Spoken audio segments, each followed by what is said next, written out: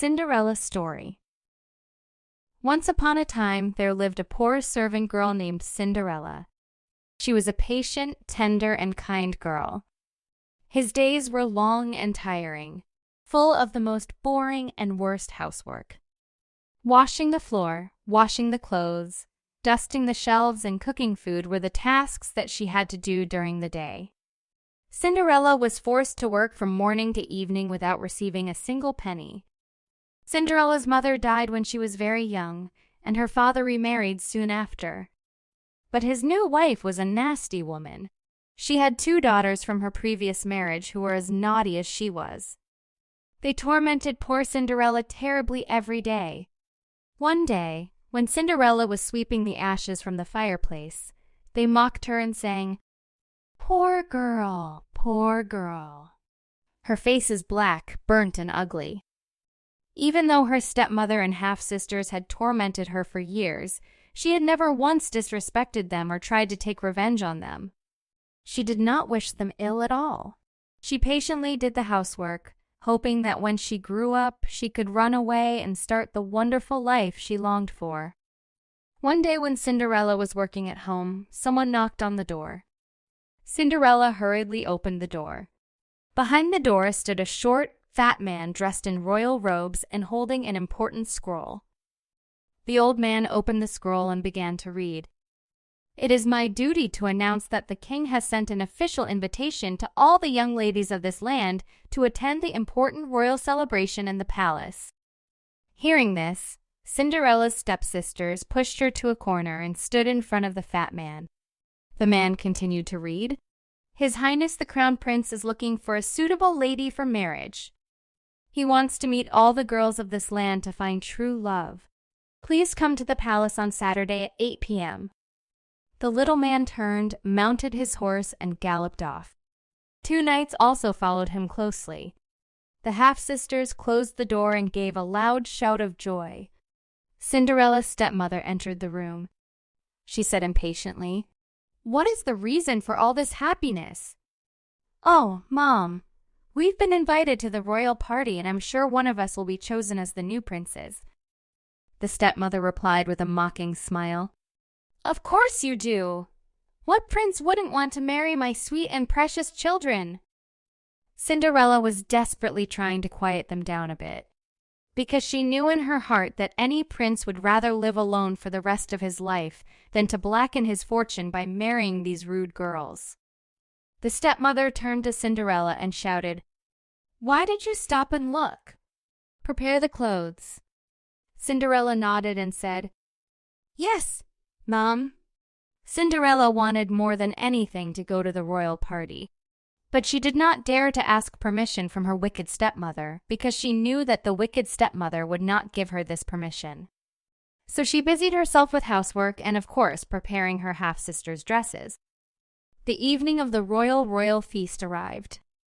A magnificent horse-drawn carriage pulled up to the front door of the house, and the half-sisters, dressed in their hand-embroidered dresses, entered the carriage with much pomp and show. Cinderella looked at them with great sadness and sighed deeply. She said to herself, "If I could only have one wish for the rest of my life, it would be to attend a royal party and get away from the dreaded and boring housework for just one night." Suddenly, a great light appeared in the sky. A small fairy appeared in front of Cinderella, holding a small wand. Fairy said happily, "Your wish will come true." Cinderella asked in surprise. "What?" "I will fulfill your wish, because I am your fairy godmother." "Oh, how much you have suffered in silence all these years. You have a kind soul." "A kind and patient young lady," Cinderella exclaimed happily. "Oh, I can't believe it." But suddenly a frown appeared on her face. "But I'm not ready, fairy godmother. My clothes are cotton and my shoes are torn. I can't be in the palace like this." Fairy godmother said with a smile, "Don't worry, Cinderella. All I need to make your wish come true is a pumpkin, a rat, 2 mice, and 4 grasshoppers." Cinderella looked very confused. "So hurry up, dear. Hurry up." Cinderella ran and prepared everything that the fairy godmother said. First, Cinderella went to the garden and came back with a big and ripe pumpkin. The fairy godmother tapped it once with her wand, and in an instant the pumpkin turned into a magnificent golden carriage. Then Cinderella returned a mouse from the mousetrap in the kitchen. Fairy godmother said, "Great dear, now if you don't mind putting them on the carriage seat for me." Cinderella quickly did this. The fairy waved her wand again. The 2 mice that Cinderella found in the barn turned into 2 servants in classy clothes. The 4 grasshoppers turned into 4 magnificent white horses, said the fairy godmother. And now for the final magic. And she hit Cinderella on the shoulder with her wand. A spark rose. The old clothes she was wearing a moment ago suddenly changed. Cinderella sparkled in a magical, sparkly gown fit for a princess. Cinderella looked at her feet. He was wearing a pair of very beautiful glass shoes that glowed in the dark. Fairy godmother cried, "Amazing! But remember that at 12 o'clock at night, this magic spell will be broken and your clothes will turn into old clothes," Cinderella said as she kissed her fairy godmother on the cheek. "I understand, and thank you very much for the great favor you have done to me, fairy godmother." Cinderella entered the carriage and drove to the royal party.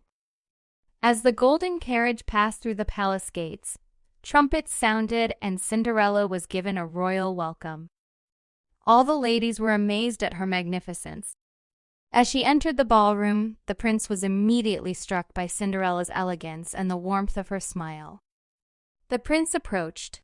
He bowed his head slowly and extended his hand and said, "Mom, would you do me the honor to dance with you?" Cinderella said with dignity and kindness, "Sure, I will be so happy." The orchestra started playing. Everyone in the ballroom was staring at them.